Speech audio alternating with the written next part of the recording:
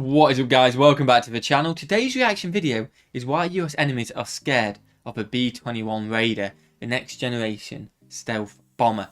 Sounds pretty badass, doesn't it? This sounds pretty brutal. Pretty brutal. Infographic show. Go and check the channel out. The link's in the description. But wait to watch this video. Yep. As always, smash that like button, guys. Smash that subscribe button. We would seriously appreciate it. We hope you're having a fantastic holiday period. We're almost at Christmas. We're nearly there. We're nearly there. So Merry Christmas. What was it like? Go quickly. 1,753. Smash that like button, guys. Why US enemies are scared of a B-21 Raider? What we got? It's the world's first 6th-generation aircraft, a remarkable feat of engineering and manufacturing that promises to strike any target anywhere in the world. It's the B-21 Raider, and on December 2nd, 2022, the United States officially revealed its next strategic bomber to the world. That's a beast. On November 23rd, 1988, the United States Air Force officially revealed the world's first stealth bomber. While the F-117 had already been flying for years prior to this, the B-2 was a seismic shift in aircraft design and capability. This bomber cut an impressive and intimidating figure as it rolled out of its classified hangar. Unlike the F-117, the B-2 was a sleek, almost organic-looking aircraft with a fraction of the radar return of the Nighthawk. Its advanced radar-deflecting design made possible by dramatic improvements in computing.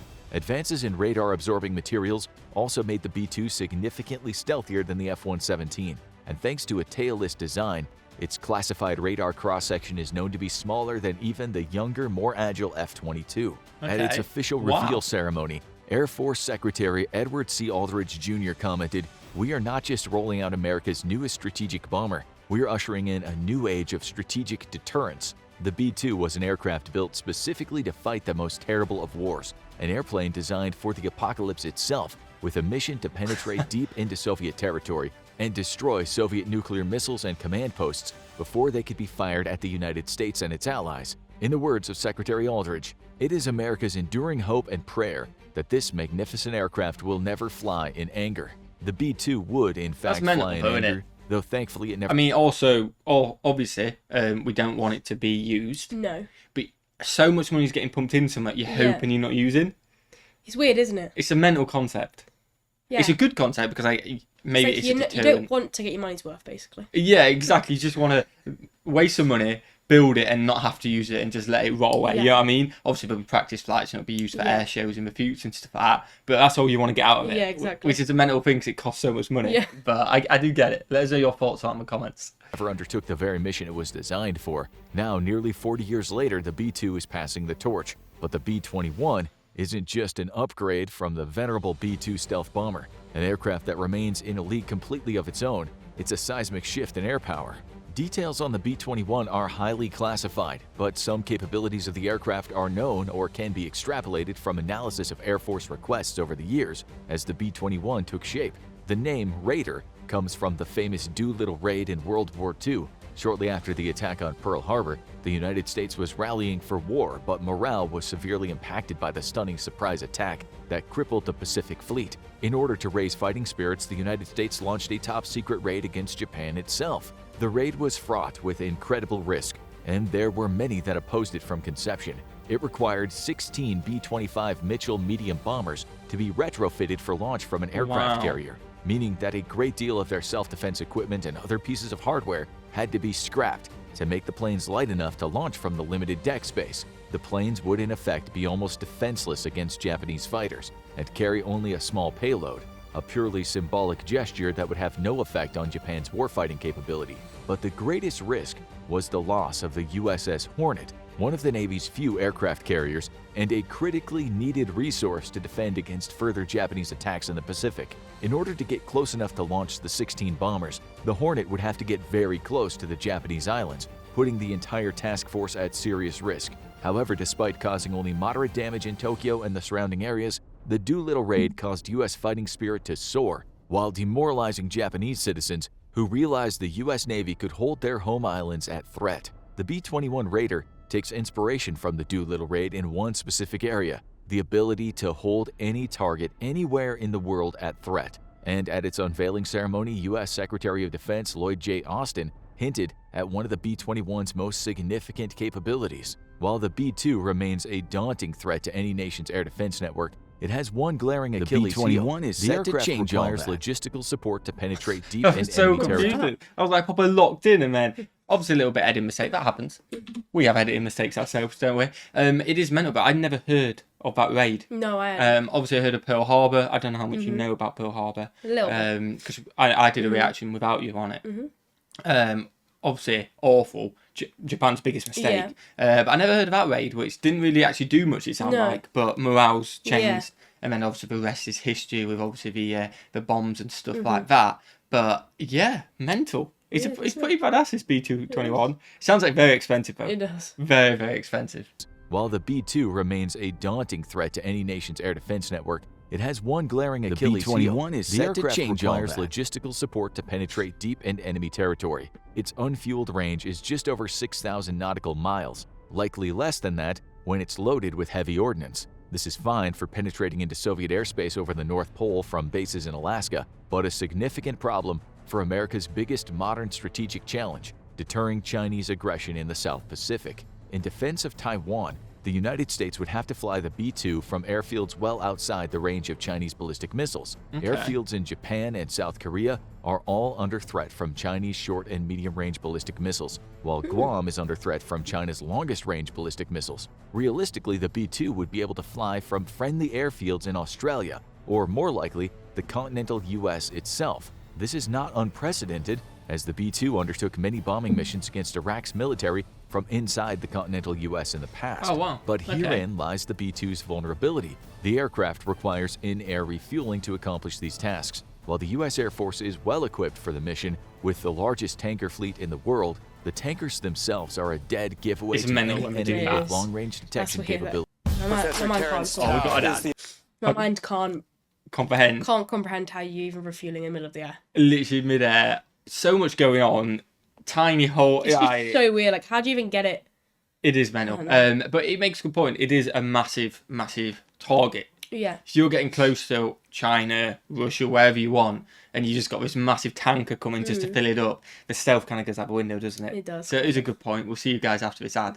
The aircraft requires in-air refueling to accomplish these tasks. While the US Air Force is well equipped for the mission, with the largest tanker fleet in the world, the tankers themselves are a dead giveaway to any enemy with long-range detection capabilities. While the B-2 may be extremely difficult to spot on radar, its tanker supports are not. And a sophisticated opponent such as China could likely predict the general flight path of a B-2 with careful monitoring of US tankers in case of war. The B-21 is set to Massive change giveaway. all that. While giving no specific details on range or capabilities, Secretary of Defense Lloyd Austin specifically mentioned at the reveal ceremony that the B-21 can hold any target anywhere in the world at threat with no logistical support. Wow. This is a significant capability and strongly hints that the B-21 will be able to fly from safe U.S. airfields far outside the range of enemy ballistic missiles to strike at targets without giving up its presence by requiring direct tanker support en route. That's a It's big believed upgrade. the aircraft Yes. will achieve this incredible capability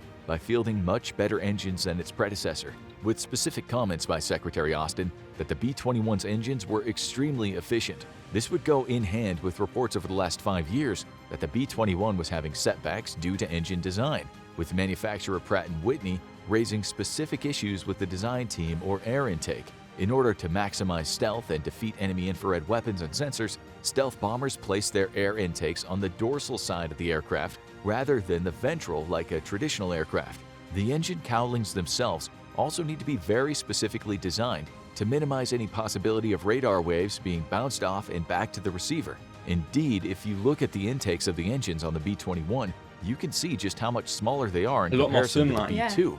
But stealth means less airflow, which means less efficiency, and this becomes a critical concern when the aircraft is believed to fly in excess of 60,000 feet. Flying an estimated 10,000 feet higher than the B-2 makes the B-21 harder to spot, Wow. harder for missiles to maneuver for a hit, and more efficient to fly, as it experiences much less air resistance due to the thinning atmosphere, which in turn means a much greater range. But a thin atmosphere also means less oxygen for combustion, which normally necessitates larger air intakes. How the B-21 managed to solve this paradox remains unknown, but the U.S. Secretary of Defense was confident in boldly proclaiming the B-21 would be able to hit anywhere in the world without obvious logistical support. What this likely translates to is that the B-21 will indeed be able to strike targets from airfields outside the range of China's ballistic missiles, but will likely need to link up with a tanker on the leg back home, at which point the mission will be accomplished so stealth is no longer important. Speaking of stealth, the B-21 is set to change the stealth game as we know it. Here details are so classified that if we knew specifics, our challenge guy's next challenge would be surviving Guantanamo Bay. However, while the US will likely never reveal any details on the B-21 stealth features, indeed, in nearly 40 years, it hasn't shared so much as a sentence on the B-2's own characteristics. What we do know is that the new bomber enjoys almost 4 decades of advancements in material science and computing over the B-2. The stealth coating on the skin of America's stealth aircraft have all been evolving over the years. Not content with the progress they've made so far, U.S. defense firms have continued to advance material science to provide ever more capable stealth coatings for U.S. stealth fleets. The B-2 of Technology is mental, isn't it? It is. I was just thinking, like, it's a few decades, well, 4 decades pretty much, and you're talking about so much progression. Yeah. But not only progression, you're not talking like from black and white TV to a colour TV, you're talking something which you kind of think is, you're not going to be able to get much better than that. It's going to be hard to get much better than that, just suddenly 100 times better. You know what, it's just mad concept, isn't it? It is. It's like that with technology and anything, not only this, but obviously a lot of money is pumped into this to upgrade it. But it's mental, isn't it? What a massive, massive upgrade. I'm honestly shocked it's so big. I was expecting it to be, it's a bit more bigger, carry a few more bombs, can go a bit further. Yeah. But it's got a big difference. It is a big difference. Game changer. You wouldn't think it would be, but... No, but it seems like a game changer, doesn't it? today is significantly stealthier than when it first took flight, but without rebuilding each airframe from scratch, its fundamental upper limit on stealth capabilities has a hard ceiling due to the very materials it's built from and how they're manufactured. It's believed that today's stealth materials on the B-2 can absorb up to 90% of electromagnetic energy, and the B-21 might be able to surpass that. Secretary of Defense Austin was confident in the B-21 stealth, remarking that even the most sophisticated air defense systems would struggle to threaten the Raider. However, they may not have to if the aircraft is simply too expensive to even fly more than select missions. And this might just be the most revolutionary feature of the B-21. It is cheap. Well, cheap compared to the B-2. The U.S. military has refused to comment on the cost of the B-21 as it prepares to begin procurement starting in the mid-2020s. However, the aircraft has a must-not-exceed price of around $600 million, meaning the Air Force has set a very hard limit on just how much it'll pay Northrop Grumman for each airframe. By comparison, after adjusting for inflation and R&D, the B-2 today would cost a whopping $4 billion per airframe. What? A lot of capability for an absolutely... $4 billion, and now we're talking about airframe though. That's per plane, yeah. So we're talking 600 million of the other one per plane. So that's not a bad. That's a lot cheaper and it's a lot better. Yeah, but that's still a lot of money. 600 million, don't be wrong, is a ridiculous amount of money. But when you're paying $4 billion currently, it's nothing. No, it's nothing in comparison. Do you know what I mean? It's still like. Oh, yeah. Send us $1 million. You know what I mean? No, I just need $1,000. But $4 billion, wow! And it's so much better. If this is a plane, again, it's in it's going to be in construction stuff like that. If this proves to do what we're saying it can, be efficient, and only cost 600 million, wow, that's a game changer. That is a game changer. That is for the fact that they spend so much money anyway. That's a big saver. Yeah, it's saving so much. Wow. Yeah. The insane price. Like the B-2, the U.S. Air Force plans to buy over 100 of these aircraft. However, unlike the B-2, the Air Force actually means it this time. The B-2, like the F-22, was a victim of its own success. The aircraft was so capable that after the collapse of the Soviet Union, there was simply no need for it. Thus, the Air Force slashed its order down to just under 24 airframes. Today, though, the threat of war with China in the Pacific is not just likely, but almost certain, and the U.S. once more has a great need for a large fleet of very sophisticated aircraft. China has adopted a strategic doctrine of anti-access area denial, with the express purpose of not defeating the U.S. military, but simply making the cost to operate within the sphere of China's regional strategic goals too high to bear. Legacy bombers such as the B-52 and B-1 Lancer are simply too vulnerable to Chinese air defenses, and America's fleet of B-2s are too few in number to effectively deter China. That's why the U.S. Air Force wants a significant quantity of B-21s, at least 100 of them, in order to create a credible deterrent. Purchasing the aircraft in such a large quantity will make the B-21 far more affordable than the B-2 ever was, allowing for economy of scale to kick in. For anyone unfamiliar with the concept, economy of scale means it's cheaper to build large amounts of a good rather than small quantities, as production processes become more refined and efficient over time, and development costs are spread out over a large number of purchases. This was the original dream of the B-2, until the Soviet Union made the mistake of allowing its Eastern Bloc allies to start wearing Levi jeans and watch Knight Rider, leading to the entire communist experiment collapsing in on itself a few years later. The B-2 is an absolute princess, costing the U.S. Air Force a truly criminal amount of money to operate and maintain. The aircraft is so delicate that it needs its own specialized air-conditioned hangar when deployed outside the United States. And while details remain classified, it's believed that just to get it off the ground, the U.S. Air Force has to give it the "you is kind, you is important" speech from the help. The B-21 is designed to be far more robust and capable, with Secretary Austin promising that the aircraft is the most maintainable bomber ever built. U.S. Air Force mechanics would be right to be skeptical of the claim, as stealth aircraft are notoriously delicate and require intensive and costly maintenance to operate. This is largely due to the special stealth coating, with current stealth fighters limited to only short supersonic sprints under threat of burning off their stealth coatings. Advancements in stealth coatings, though, make the B-21 much more robust, and indeed there are rumors of a brand new stealth coating developed recently that is not only cheap, but much easier to apply to aircraft even when deployed in austere conditions. The B-21's greatest strength, however, might come from its adaptability. Starting in the early 2000s, the United States military identified a key deficiency in its weapons acquisitions programs. Simply put, technology was evolving so fast that by the time a weapon system went from initial proposal to operational status, a process that could take decades for things such as aircraft, many of the elements of said weapon system would be obsolete or significantly behind current tech. This would leave U.S. forces vulnerable to enemy systems more recently acquired than its own, and is a fundamental reason why the F-22 is being retired so early. To solve this problem, the U.S. adopted an open architecture design philosophy, which meant that future combat systems would need to be designed in a way that individual components could be replaced over the system's lifetime. The F-22, for example, has many avionics that are quickly falling behind, but due to the way the aircraft was designed, it's either impossible or simply too expensive to replace them with modern systems. The B-21 averts this problem by being built from the ground up with open architecture in mind, allowing the stealth bomber to remain extremely relevant for decades to come and overcoming a huge limiting factor of the current B-2 bomber.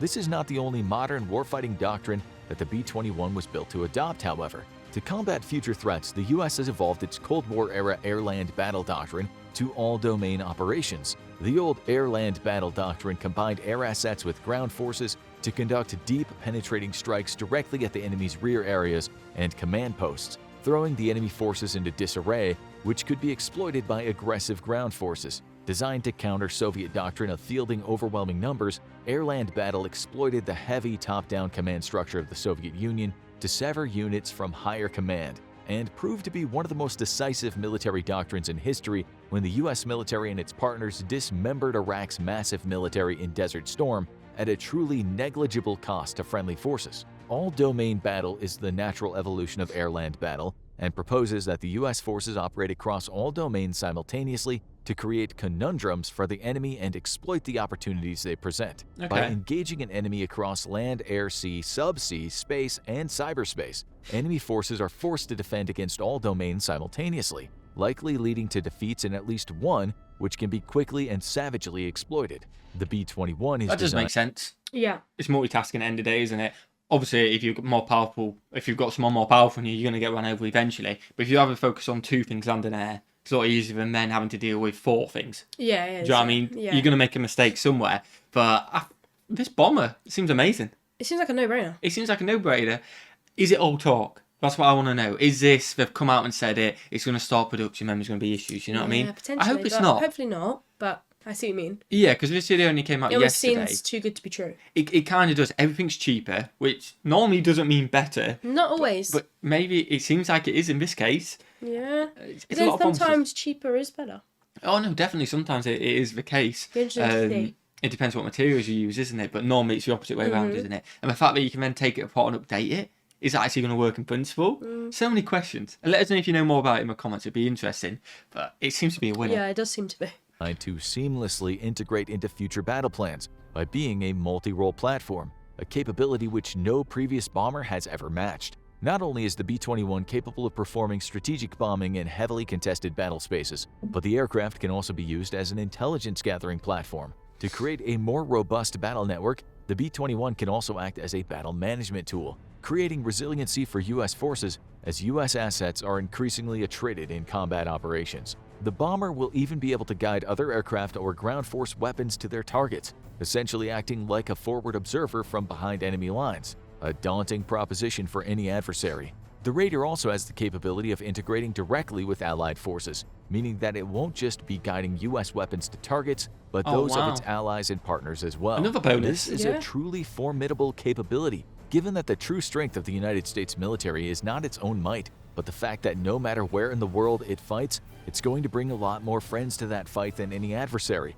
Integrating those forces, however, has always been a challenge, and the B-21 promises to not just be lethal on its own, but greatly enhance the lethality of America's allies and partners. Like in 1988, it's America's sincerest hope that the B-21 never fly in anger. The greatest value that the United States could gain from this astonishing feat of engineering is not the destruction it can wreak on enemy forces, but preventing a conflict from ever arising in the first place. In the words of Secretary of Defense Lloyd Austin, we are again making it plain to any potential foe, the risks and costs of aggression far outweigh any conceivable gain. Definitely. Now go check out why does the Same B-2 way with stealth nuclear bomber... war, doesn't it? If you're going to show aggression, just don't do it. Smash that button if you enjoyed. Smash that subscribe button as well. That was awesome. It was a really good video. Really very positive. Whether it's going to be true or what is amped up to be is be, different. Let us know in the comments, because again, having it, I'd say having it on paper is different to actually doing it. Yeah. But then so much money's being pumped into it, so many experts you kind of think you want to trust, but they know what they're doing. You'd like to think. Yeah. Let us know in the comments. You guys know more than us. Smash that button, smash that subscribe button. Let us know what else you want us to react to as well. We seriously appreciate it. And what's your video? Have a fantastic day. And we'll see you, legends, in the next one. Peace.